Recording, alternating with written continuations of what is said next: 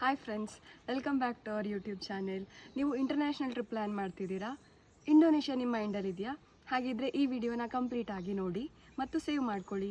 ಬೆಂಗಳೂರಿಂದ ಬಾಲಿಗೆ direct flight ಸಿಗುತ್ತೆ. ಸುಮಾರು 7 ಗಂಟೆ ಜರ್ನಿ ಆಗುತ್ತೆ. ಇನ್ನು ವೀಸಾ ಬಗ್ಗೆ ಹೇಳೋದಾದ್ರೆ ಇಂಡೋನೇಷ್ಯಾ ಇಂಡಿಯನ್ ಸಿಟಿಸನ್ಸ್ಗೆ ವೀಸಾ ಆನ್ ಅರೈವಲ್ ಆಫರ್ ಮಾಡುತ್ತೆ.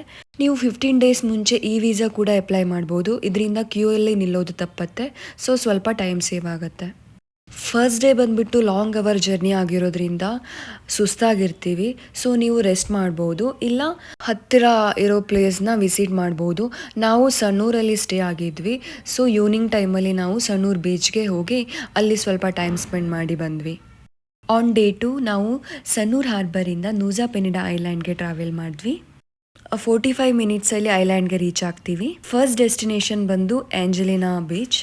ಅದರ ಪಕ್ಕನೇ ಬ್ರೋಕನ್ ಬೀಚ್ ಇತ್ತು, ಅದನ್ನ ವಿಸಿಟ್ ಮಾಡಿದ್ವಿ.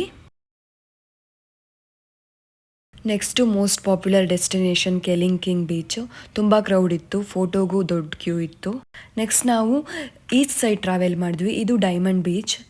ಇದು ತುಂಬ ಕ್ವೈಟ್ ಮತ್ತು ಪೀಸ್ಫುಲ್ ಆಗಿತ್ತು. ಡೈಮಂಡ್ ಬೀಚ್ ಪಕ್ಕನೇ ಅಟುಹಾ ಬೀಚ್ ಅಂತ ಇದೆ, ನೋಡೋಕ್ಕೆ ತುಂಬ ಚೆನ್ನಾಗಿತ್ತು. ಇಲ್ಲಿ ಸ್ವಿಮ್ಮಿಂಗ್ ಮಾಡಿ ಡೇ 2 ಎಂಡ್ ಮಾಡಿದ್ವಿ. ಡೇ 3 ನಾವು ಬಾಲಿಯಿಂದ ಇನ್ನೊಂದು ಐಲ್ಯಾಂಡ್ ವಿಸಿಟ್ ಮಾಡಿದ್ವಿ. ಆ ಐಲ್ಯಾಂಡ್ ಹೆಸರು ಲಾಬುನ್ ಬಾಜೋ ಅಥವಾ ಫ್ಲೋರ್ಸ್ ಅಂತ. ಫಸ್ಟ್ ಡೆಸ್ಟಿನೇಷನ್ ಬಂದು Ramco cave. So Ramco ವಿಲೇಜಿಂದ boat ತೊಗೊಂಡು ಕೇವ್ಗೆ ಹೋಗಬೇಕಾಗತ್ತೆ. ಇಲ್ಲಿ ಸ್ವಿಮ್ಮಿಂಗ್ ಮಾಡಿ ಸ್ವಲ್ಪ ಟೈಮ್ ಸ್ಪೆಂಡ್ ಮಾಡಿದ್ವಿ. ಆಮೇಲೆ ಸ್ನಾರ್ಕ್ಲಿಂಗ್ ಮಾಡೋಕ್ಕೆ ಹೋದ್ವಿ. ನೀರೊಳಗೆ ತುಂಬ ಸುಂದರವಾದ ಜಗತ್ತಿದೆ ಅಂತ ಅನ್ನಿಸ್ತು. ನೋಡಿ, ಬಣ್ಣ ಬಣ್ಣದ ಮೀನುಗಳು. ಟೈಮ್ ಹೋಗಿದ್ದೇ ಗೊತ್ತಾಗಿಲ್ಲ. ನೆಕ್ಸ್ಟ್ ನಾವು ಸನ್ಸೆಟ್ ನೋಡೋಕ್ಕೆ ಅರ್ಮೇಲಿಯಾ ಹಿಲ್ಗೆ ಹೋದ್ವಿ. ಇಲ್ಲಿ ಒಂದು 15 ಮಿನಿಟ್ಸ್ ಹೈಕ್ ಮಾಡಬೇಕು. ಈ ಜಾಗ ಅಂತೂ ಸಖತ್ತಾಗಿದೆ, ಚಂದವಾದ ಸನ್ಸೆಟ್ ಬೇರೆ ಕಾಣಿಸ್ತು. ಸೊ ಡೇ 3ನ ಸನ್ಸೆಟ್ ನೋಡಿ ಎಂಡ್ ಮಾಡಿದ್ವಿ. ಡೇ 4 ನಾವು ಲಾಬುನ್ ಬಾಜೋದಿಂದ ಕೊಮೊಡೊ ನ್ಯಾಷನಲ್ ಪಾರ್ಕ್ಗೆ ಸ್ಪೀಡ್ ಬೋಟ್ ಥ್ರೂ ಟ್ರಾವೆಲ್ ಮಾಡಿದ್ವಿ. ಫಸ್ಟ್ ಡೆಸ್ಟಿನೇಷನ್ ಬಂದು ಪೋದಾರ್ ಐಲ್ಯಾಂಡ್.